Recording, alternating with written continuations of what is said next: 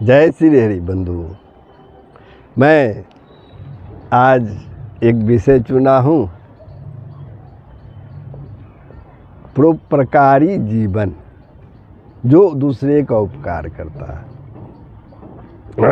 वह जीवन कैसा हो, हम मनुष्यों का जीवन कैसा हो,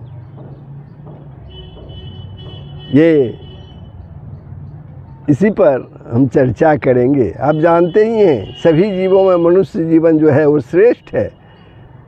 परमात्मा को प्राप्त करने का ये उत्तम जीवन है।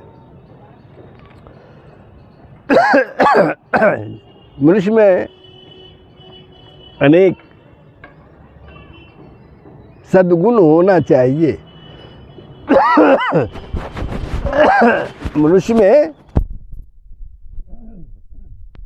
सद्गुण होना चाहिए, लेकिन आज हम देखते हैं काम, क्रोध, मोह, लोभ से हम ग्रसित होते जा रहे हैं। इसे हमारा परमार्थ बिगड़ रहा है। तो अब आइए परोपकारी जीवन के बारे में कुछ चर्चा कर लें। हर मनुष्य में जितने भी मनुष्य हैं उसमें अच्छाई भी है, बुराई भी है।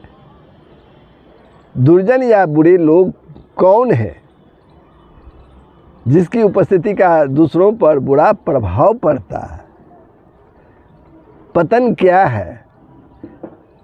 आत्म साधना के पथ से विचलित होना। आत्म साधना के पथ से विचलित होना। शास्त्रों के अनुसार जो किसी को शारीरिक, मानसिक और आध्यात्मिक कल्याण की ओर ले जाता है उसे हितैषी कहा जाता है। उसे क्या कहा जाता है? हितैषी। कुछ व्यक्ति में गुण और कुछ में अवगुण पाए जाते हैं। हालांकि गुण अवगुण कम ज़्यादा होते रहते हैं। मनुष्य में गुण अवगुण कम ज़्यादा होते रहते हैं। ये अस्थाई नहीं रहते, क्योंकि जैसा माहौल होता है मनुष्य में उसी अनुरूप गुण और अवगुण का सिंचन होता है। जैसा संगति रहता है उसी अनुसार मनुष्य के हृदय में गुण और अवगुण की उत्पत्ति होती है। अवगुण की मात्रा जब बढ़ने लगती है, अवगुण की मात्रा जब बढ़ने लगती है तो व्यक्ति लगातार पतित होने लगता है। वह धीरे धीरे कमज़ोर होने लगता है। जल्दी से वह बुराइयों का विरोध नहीं कर पाता। वह चाहकर भी बुराइयों का विरोध नहीं कर पाता। एक ईमानदार व्यक्ति के चोर और दुर्जन होने की संभावना कम रहती है। एक ईमानदार व्यक्ति के चोर या दुर्जन या दुर्व्यवसी होने का संभावना जो है वह कम हो रहती है, क्योंकि नकारात्मक गुणों का वह आसानी से प्रतिकार कर सकता है। जिसके पास मानसिक या आध्यात्मिक शक्ति कम है, जिसके पास मानसिक या आध्यात्मिक शक्ति कम है, वह आसानी से किसी दुष्ट व्यक्ति से प्रभावित हो जाता है। आध्यात्मिक शक्ति कम है, उसकी मानसिक शक्ति कम है, तो वह किसी भी समय दुष्ट व्यक्ति से वो प्रभावित हो सकता है। जो मानसिक और आध्यात्मिक रूप से विकसित है वह इतनी आसानी से प्रभावित नहीं होता, और इसके लिए वह बहुत दुष्ट व्यक्ति भी नुकसान पहुंचाने वाला नहीं हो सकता। उसके लिए वह मनुष्य जो आध्यात्मिक और मानसिक रूप से विकसित है,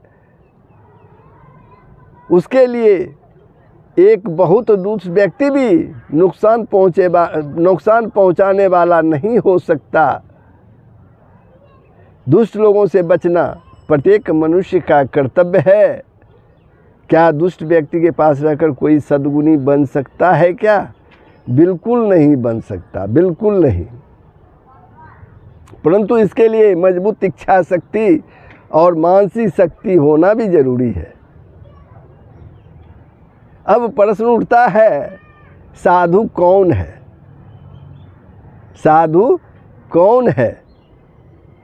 साधु वह होता है जिसकी संगति से शारीरिक, मानसिक और आध्यात्मिक कल्याण होता है, जो जन्म से ही ईमानदार कर्मों में लगे हैं, वे ही साधु कहलाने योग्य हैं।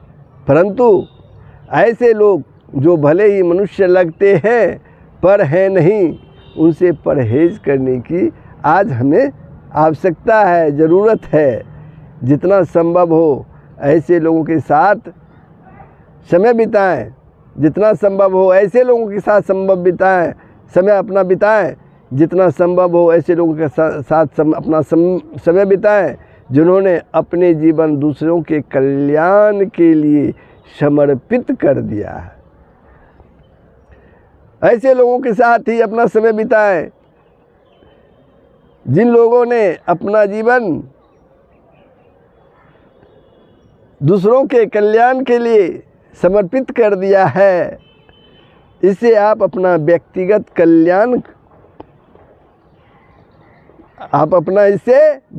कल्याण विकसित कर सकेंगे और सभी सृजित प्राणियों का कल्याण करने के लिए बेहतर स्थिति में होंगे। कहने का तात्पर्य है, कुसंगति एक नरक का रास्ता है और सुसंगति स्वर्ग का। अब आपके हाथ में है बंधुओं चुनना कि आप कैसी संगति पसंद करते हैं। तो परोपकारी जीवन जो है वो परमार्थ का रास्ता दिखलाता है। इसलिए बंधुओं, आप अपने आप को सोच समझकर अपने आस पड़ोस को देखिए, कैसे लोग हैं, अगर गलत भी हैं उसे सही रास्ते पर लाने का प्रयास कीजिए। अच्छे संगति में जीवन निर्वाह कीजिए, सदा कल्याण ही आपका होगा बंधुओं, सदा कल्याण ही आपका होगा। तो ये छोटी सी बात थी, परोपकारी जीवन कैसा लगा? पसंद आए तो लाइक, कमेंट, शेयर करेंगे और वीडियो को अवश्य ही सब्सक्राइब कर देंगे। जय श्री हरि, जय श्री राम, जय बजरंग। सबका कल्याण ही होगा, पूरे विश्व का कल्याण होगा। सनातन का मूल मंत्र यही है।